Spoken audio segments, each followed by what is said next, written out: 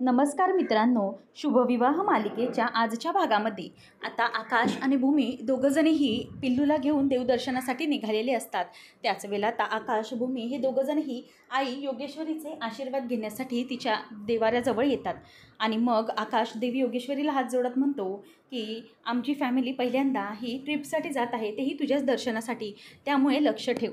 तेव्हा रागिनी ही मुद्दामच मान डोलवत डोलवत गालातल्या गालात हसत असते आणि भूमी योगेश्वरीला म्हणते की आई योगेश्वरी, माझी मुलगी आणि आम्ही दोघंही पहिल्यांदा देवदर्शनासाठी जातोय आणि तुझ्या दारात मी तिला आणते, त्यामुळे सगळं काही व्यवस्थित होऊ दे आणि तुझ्या आशीर्वादाने आमचा प्रवासही आमच्या फॅमिलीचा सुखाचा होऊ दे। तेव्हा रागिनी आता मनातल्या मनातच म्हणत असते की होणार, अगदी सुखाचा प्रवास होणार आहे तुमचा आणि डायरेक्ट तुम्हाला देवाच्या दर्शनासाठीच जायचं आहे असं म्हणून ती आता गालातल्या गालात हसते। आणि तिला आठवतं की आकाशला तिनेच ही सगळी आयडिया दिलेली असते की तू भूमीला आणि पिल्लूला घेऊन देवदर्शनासाठी आपल्या कुलस्वामिनीच्या अंबेजोगाईला जा। नंतर दीपकने तिला फोन करून सांगितलेलं असतं की मॅडम, आपलं काम झालेलं आहे, आकाशच्या गाडीची ब्रेक सिस्टीम मी फेल केलेली आहे, त्यामुळे आता गाडी काही किलोमीटर अंतरावर गेल्यानंतरच तिथे ब्रेक फेल होणार। हे सगळं आठवतं आणि तिला आनंद होतो।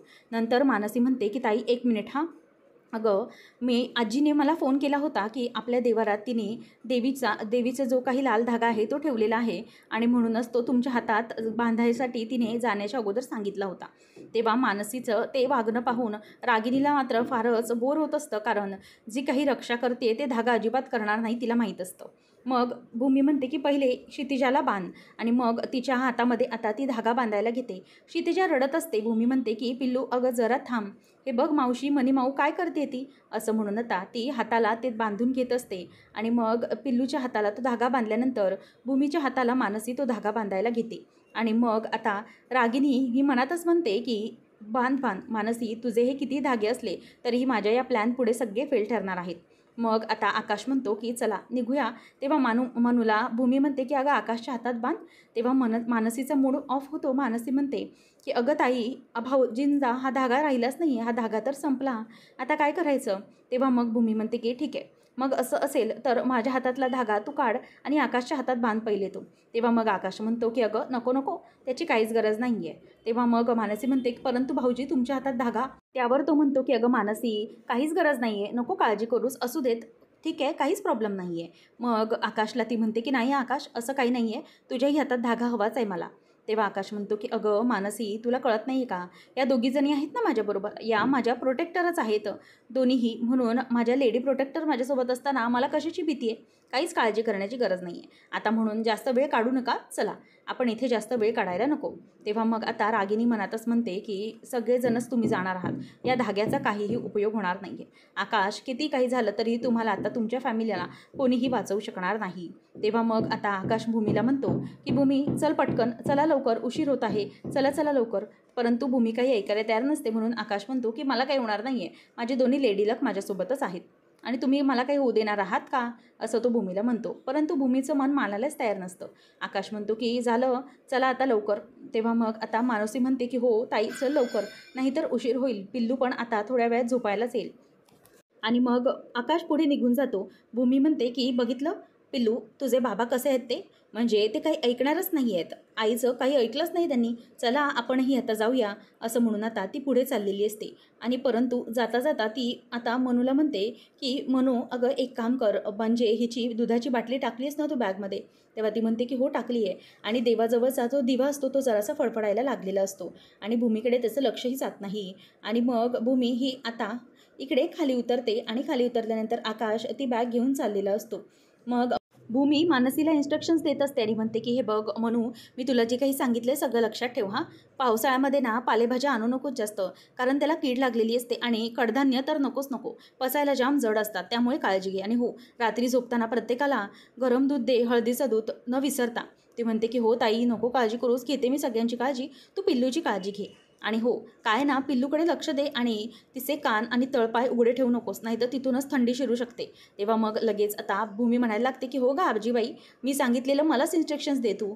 तेव्हा मग रागिनी म्हणते की भूमी अगं नको काळजी करूस, मी आहे ना तिच्या डोक्यावर बसून सगळं करून घेईन. जा तुम्ही आता जा, व्यवस्थित जा, कसलाही इथला विचार करू नका. तेव्हा मग भूमी वर बघते तर आभाळ अचानक काळवंडल्यासारखं होतं. मानसी म्हणते की हे अचानक वातावरण असं काय झालं, आभाळ काळवंडल्यासारखं वाटायला लागले. तेव्हा मग भूमी म्हणते की आकाश अचानक असं आभाळ काळवंडल्यासारखं का झालं असेल, मला असं वाटतंय की आता भरपूर पाऊस पडणार आहे, आपण एक काम करूया का, आपण ना असंच थांबूया, म्हणजे आभाळाची ही अशी वातावरण बघता आपल्याला एक करायला हवं ते म्हणजे की आपण हवामानाचा जरा अंदाज घेऊन निघालो असतो तर. रागिनी ही ऐकते आणि घाबरते आणि त्याच वेळेला मग ती म्हणते की जर भूमीने प्लॅन कॅन्सल केला तर सगळंच मुसळकेरात जाईल. रागिनी तिला बोलते की अगं हो भूमी, अगं असं करू नकोस. तेव्हा मग आकाश म्हणतो की भूमी अगं कशाला काळजी करतेस, वातावरणाची काही एवढी हे नाही आहे, आणि दुसरी गोष्ट म्हणजे की आपण तसंही हॉल्ट घेत घेतच जाणार आहोत ना, संध्याकाळपर्यंत आपले हॉल्ट असतीलच, त्याच्यामुळे काळजीची करत नाही. आणि पावसाचं काही भीती आहे, कारण आपल्याकडे गाडी भिजण्याची शक्यताच नाही आहे, त्यामुळे चल काहीच प्रॉब्लेम नाही. आणि रागिनी पण म्हणते की हो भूमी अगं कशाला घाबरतेस, आकाश आहात ना, जाळ व्यवस्थित हळूहळू. आणि हो आता देवीचं असं बोलावणं आलं आहे तर ते असं डावलू नको, बरं नसतं ते, त्यापेक्षा तुम्ही आता निघा, काही किंतु परंतु करू नका. आणि आकाशभूमी गाडीमध्ये बसतात. आता मानसी ही गाडीमध्ये बसण्याच्या अगोदर भूमीला म्हणते की हे बघ ताई, व्यवस्थित जा, देवीच्या दर्शनासाठी जात आहेस आणि पिल्लूला देवीच्या पायाशी ठेव आणि सगळी दुःख ही तिच्याकडून काढून घे असं म्हणावं. तेव्हा मग भूमी म्हणते की हो मानसी, आता यावेळेला मी मनात कुठलीही शंका ठेवणारच नाही आहे, कारण मी आता देवीच्या पायथ्याशी आपल्या पिल्लूला ठेवून एकच मागणं मागणार आहे की जो कोणी माझ्या मुलीच्या वाईटावर उठलाय आणि तिच्या जीवावर उठलाय त्याचा लवकरात लवकर माझ्यासमोर शोध येऊ दे आणि त्याच्या चेहरा समोर येऊ दे, इतकंच मला बघायचं आहे, बाकी काही नाही, असं भूमी अगदी ठणकावून मनूला सांगते. आणि रागिनी ते सगळं ऐकते. आता रागिनी म्हणते की जा जा भूमी, तुला मास्टर माइंड कोण आहे ते कळण्याच्या आधीच तू या जगातून नाहीशी झालेली असशील. जा एन्जॉय करा तुमची ट्रिप, तुमची शेवटची फॅमिली ट्रिप, असं म्हणून ते आता गाडीमध्ये बसतात.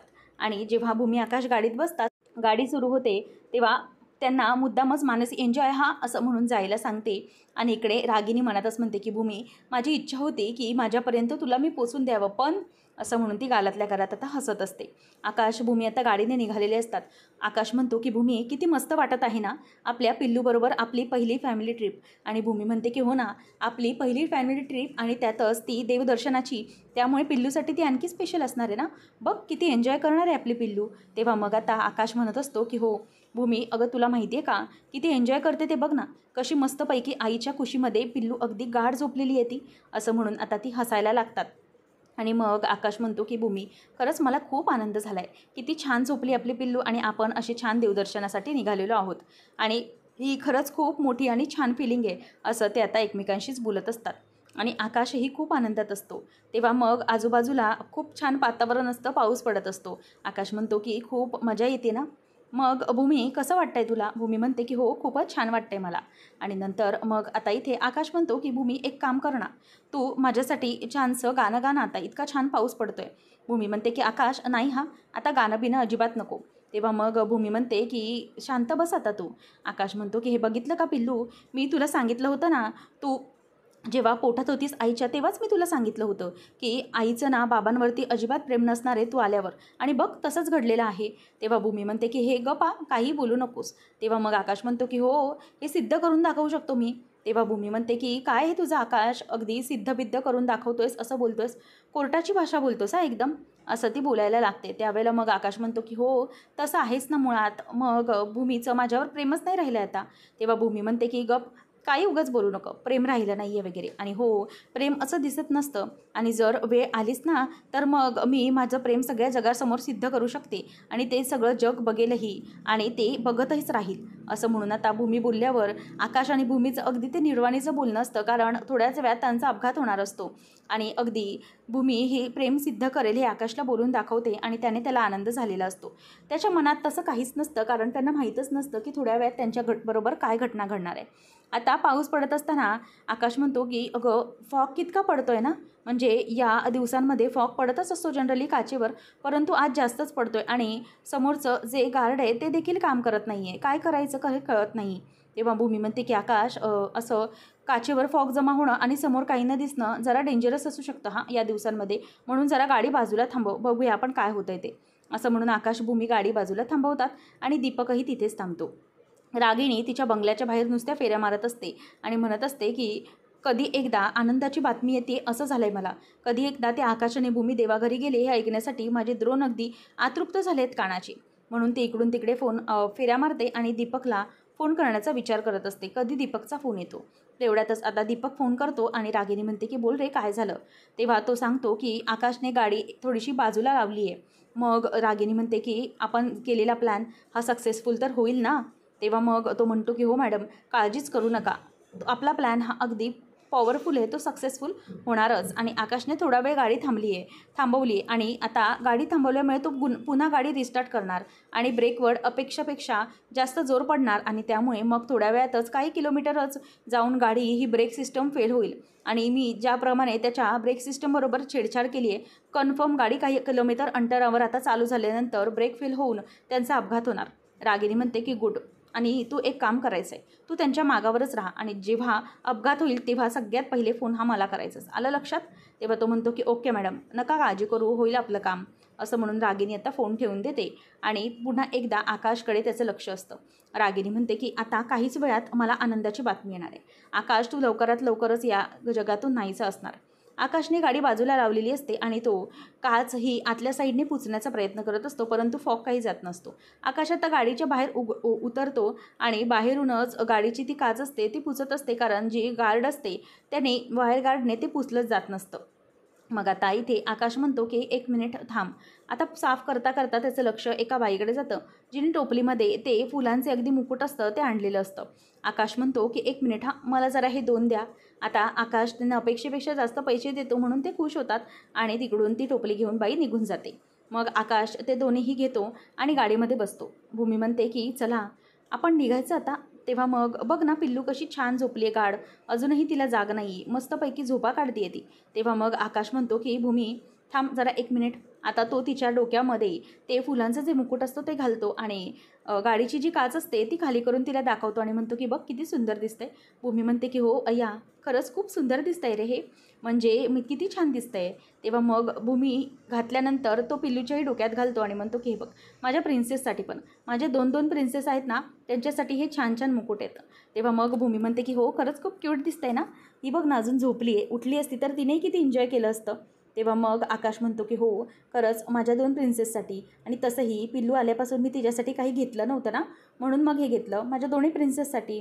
तुला माहिती आहे का, my daughter and plus my wife is equal to my life, असं जेव्हा आकाश भूमीला बोलतो तेव्हा तिला ते खूप आवडतं आणि ती आकाशच्या गालावरून आता हात फिरवत असते. आकाश म्हणतो की आपण आपला सेल्फी घेऊया छानसा. तेव्हा मग भूमी म्हणते की हो ठीक आहे, आणि मग ते छानसा दोघांचाही फोटो काढतात आणि हा आकाश आणि भूमी यांचा शेवटचा फोटो असेल मुलीबरोबर हे त्यांना वाटलेलंही नसतं. आणि आकाश भूमी हे अगदी गाडीमध्ये छान आनंदात एन्जॉय करत बसलेले असतात. भूमी म्हणते की आकाश बघ ना रे हिच्याकडे, जरा उठली असती तर आणखी फोटो छान आला असता ना. तेव्हा मग आकाश म्हणतो की हो खरंच मला खूप आनंद झाला आहे, बघ आपला फोटो तिघांचा किती क्यूट आला आहे. तेव्हा भूमी म्हणते की हो ना खरंच खूप छान फोटो आला आहे. आता आकाश हा फोन बाजूला ठेवत असतो आणि म्हणतो की बरं ठीक आहे चला आपण निघूया. म्हणून आता आकाश पुन्हा गाडी सुरू करतो आणि ती गाडी सुरू झाल्यावर तिथेच आता घात होणार हे त्यांना माहीतही नसतं आणि मागून दीपक पुन्हा त्यांचा पाठलाग करतो. आता मानसी ही खाली जायला मार्केटमध्ये म्हणून उतरते, समोर बघते तर तिथे खाली गाडीचं जे ऑइल असतं ते पडलेलं असतं. ते पाहिल्यानंतर आता तिला धक्काच बसतो आणि ती म्हणते की हे गाडीचं ऑइल, म्हणजे ही तीच जागा आहे ना जिथे आकाश भाऊजींची गाडी उभी होती. रागिनी म्हणते की हो परंतु काय. तेव्हा ती म्हणते की गाडीमध्ये काही प्रॉब्लेम तर नसेल ना, म्हणजे अशा प्रकारे गाडीचं ऑइलिंग पडलेलं वगैरे मी यापूर्वी कधीच पाहिलेलं नाही आहे, काही प्रॉब्लेम तर नाही ना झाला असेल. रागिनी म्हणते की काय गं तू पण मानसी, आणि तुम्ही हल्लीच्या पोरी ना उगीच काहीतरी सुतावरून स्वर्ग गाठत असता, असं काहीच होणार नाही, तू काळजी करू नकोस. तेव्हा ती म्हणते की नाही आई, हे असं गाडीतून ऑइल वगैरे पडणं मला जरा नॉर्मल वाटत नाही आहे. एक काम करूया, मी जरा ना भूमीताईला जाऊन कळवते, ते ठीक तर आहेत ना. मग ती आतमध्ये पळते आणि मग रागिनी फोन करते आणि विचारते दीपक त्यांची गाडी निघाली का रे. तेव्हा तो म्हणतो की हो मॅडम निघाली आहे गाडी, आता काळजी नाही. तेव्हा रागिनी खुश होते आणि म्हणते की जा मानसी काही कर, आता काही होणार नाही. मग भूमी आता पिल्लूला म्हणत असते की खूप मजा झाली एका मुलीची, खूप छान एन्जॉय करते एक मुलगी, छान झोपा काढते. आकाश म्हणतो की का पिल्लूच्या आईची मजा होत नाही आहे का, म्हणजे दुसऱ्या आईची मजा होत नाही आहे का? तेव्हा भूमी म्हणते की हो, मला तर बाबा फार मजा येते. म्हणजे कितीतरी दिवसानंतर आपण बाहेर पडलो आहे, तेही आपल्या मुलीला घेऊन. खरंच खूप छान वाटतं आहे मला. तेव्हा मग भूमी म्हणते की बरं, अरे आकाश, मला सांग, अचानक ही आपल्या पिल्लूला घेऊन देवदर्शनाला जाण्याची आयडिया कशी आली तुझ्या डोक्यामध्ये? तेव्हा आकाश म्हणतो की अगं, ही माझी आयडिया नाही आहे काही, ही मला आत्यानेच आयडिया दिली होती. मला आत्यानेच सांगितलं हे सगळं, की तुम्ही तिघंही छान आपल्या कुलदैवतेच्या दर्शनाला जा म्हणून. आता हे ऐकल्यानंतर भूमी मात्र घाबरते, कारण भूमी विचार करते की आत्या कुठलीही गोष्ट अगदी सहजासहजी सांगणार नाही. त्यांच्या या गोष्टीमागे काही असेल का, म्हणजे त्याच्यामागे काही कारण असेल का, असा भूमी विचार करू लागते. नंतर आता मानसी ही फोन शोधत असते आणि म्हणते की भूमिताई, प्लीज पटकन फोन उचल. ती फोन लावते तेव्हा फोन हा आउट ऑफ कव्हरेज एरिया असतो. मानसी म्हणते की आता काय करायचं काहीच कळत नाही आणि आकाशला फोन लागतो, परंतु भूमी फोन घ्यायला जाणार तेवढ्यातच आता फोन खाली पडतो, कारण आकाशला गाडीचा आता कंट्रोलच राहत नसतो. भूमी म्हणते की आकाश, अरे काय झालं, फोन खाली पडला. तेव्हा मग मानसी सारखी सारखी फोन ट्राय करते आणि म्हणते की ताई, प्लीज फोन उचल, प्लीज मला तुला महत्त्वाचं सांगायचं आहे, प्लीज लवकर फोन उचल, असं मानसी तिथून बोलत असते. आणि ती म्हणते की ठीक आहे, ताई जेव्हा फोन बघेल तेव्हा रिटर्न करेल मला फोन, असं म्हणून ती आता इथून निघालेली असते. आणि त्याच वेळेला आता भूमी म्हणते की आकाश, अरे फोन उचलता येत नाही आहे, काय झालं आहे, गाडी जरा थांबव ना, किती फास्ट गाडी चालवतोयस. तेव्हा भूमीला तो म्हणतो की भूमी, अगं काय कळत नाही आहे, ब्रेकवर पाय लागतच नाही आहे. तेव्हा भूमी म्हणते की आकाश, अरे असं कसं झालं? तेव्हा आकाश म्हणतो की हो, मला अगं काही कळतच नाही आहे, गाडीची ब्रेक सिस्टम ही बहुतेक फेल झाली आहे, ती चालतच नाही आहे व्यवस्थित.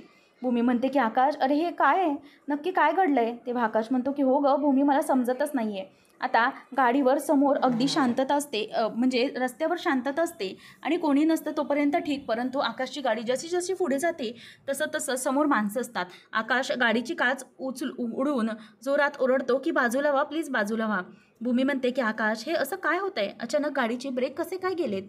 तेव्हा आकाश म्हणतो की नाही गं भूमी, मला खरंच काही समजत नाही आहे, मला गाडीवरचा कंट्रोलच लागत नाही आहे. आकाश कसं कसं करून कंट्रोल करण्याचा प्रयत्न करत असतो, परंतु ती गाडी थांबतच नसते. आकाश हा जोरजोरात ब्रेक देखील मारत असतो, परंतु तरीही काहीही होत नसतं. भूमी म्हणते की आकाश, हे सगळं काय आहे? तेव्हा आता ती जोरात बाळाला कवटाळून धरते, कारण तिला माहिती आहे की काही ना काहीतरी नक्की होईल. आकाश जोरजोरात गाडीवर पाय मारतो आणि म्हणतो की भूमी, तू प्लीज नीट बसून राहा. आकाशला ती म्हणते की आकाश, काय होतंय नक्की? तेव्हा मग आकाश म्हणतो की काहीच कळत नाही आहे. आकाश गाडी अगदी वाचवण्याचा प्रयत्न करत असतो, इकडून तिकडे टर्न घेत असतो आणि सगळे ॲक्सिडेंट वाचवण्याचा तो प्रयत्न करतो. परंतु एक क्षण असाच येतो जिथे त्याला गाडी काहीही थांबवता समोर येत नसते आणि समोरून एक जोरात गाडी येते आणि आकाश ही दुसऱ्या बाजूला गाडी वळवायला जातो, तेवढ्यातच समोरून देखील एक गाडी येतच असते आणि जोरात आकाश त्या गाडीला आता धडकतो आणि जोरात आकाशच्या गाडीचाही भुंगा वाजतो, कारण तिथल्या तिथे गाडी आपटते आणि आकाशचं डोकं हे समोरच्या स्टेअरिंगला जाऊन आपटतं. तितकंच जोरात ती गाडी आपटते, तितकाच मोठा हा अपघात झालेला असतो. रागिनी मात्र दरवाजातच उभी असते की कधी मला बातमी येते. तेवढ्यात मानसी खाली येते. रागिनी विचार करत असते की काय करावं, मला काहीही कळत नाही आहे. कधी एकदा त्या फोन येतोय दीपकचा आणि कधी एकदा आकाशची बातमी मिळते. तेवढ्यातच मनू आल्यावर रागिनी म्हणते की काय झाला का फोन भूमीशी, काय बोलली ती?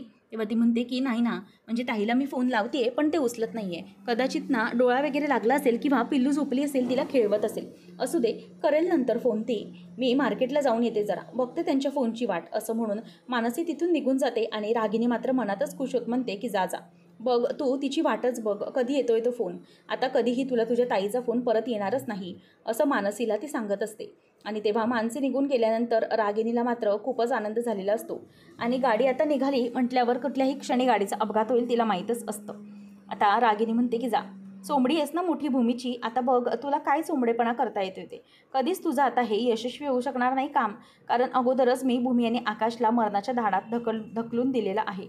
आणि मग कधी एकदा त्या दीपकचा फोन येतोय, दीपक फोन येऊ दे रे बाबा तुझा, आनंदाची बातमी कळू दे, असं म्हणून रागिनी सारखी सारखी आता मागे पुढे फिरत असते. त्याच वेळेला आता तिथे पौर्णिमा येते आणि म्हणते की आई हे बघा, आपलं काम झालंय. आता पेपरमध्ये गुंडाळलेला आकाश भूमीच्या फॅमिलीचा तिघांचाही फोटो रागिनीला ती दाखवते आणि म्हणते की तुम्ही सांगितले तसं काम अगदी मी चोख केलंय. बघा हा फॅमिली फोटो आणलाय, शिवाय त्यांच्यासाठी हा हारही आणलाय स्पेशल. तेव्हा रागिनी म्हणते की वा पौर्णिमा, अगदी बेस्ट काम केलंस बघ तू, कुठल्याही क्षणी आनंदाची बातमी येतच असेल आणि या फोटोला ना हार घालण्याचा मान हा मी तुलाच देणार आहे, कळलं? त्याच वेळेला दीपकचा फोन येतो. दीपक म्हणतो की मॅडम तुम्ही सांगितलेलं काम डन झाले, आकाशच्या गाडीचा अपघात झालेला आहे. आकाशची गाडी ही समोरच्या गाडीला इतक्या जोरामध्ये धडकली ना की त्यांचं वाचणं हे इम्पॉसिबल आहे. त्यांच्या गाडीचा चुरा झाला आहे आणि शिवाय ते दोघंही आता मेलेले असणार. आणि हा ॲक्सिडेंट इतका हॉरिबल होता की ते तिघंच्या तिघंही जागीच ठार झाले असतील. तेव्हा मग दीपक खुश होतो आणि फोन ठेवतो.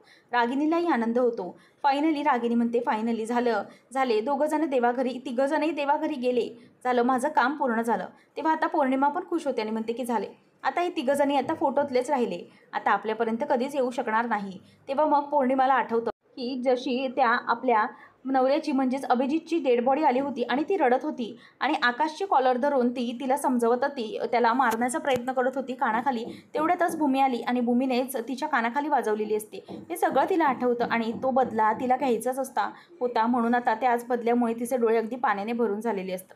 पुढच्या भागामध्ये आपल्याला पाहायला मिळतं की आकाशची समोरची जी फ्रंट गाडी असते, फ्रंट बाजूने सगळीच गाडी आता फुटलेली असते आणि आकाशला तिथेच आता लागलेलं असतं. आकाश तिथल्या तिथेच असतो.